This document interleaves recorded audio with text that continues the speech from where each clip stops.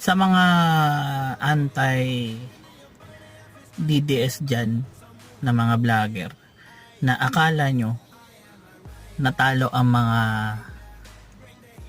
pupunta sa rally ng Maisog, Rally for Bulacan. Hindi nyo po ba alam, if you're a good guy that who has the right logic within your mind, alam nyo po ba, parang pinatunayan nyo po yung amo nyo na si BBM may saltik talaga.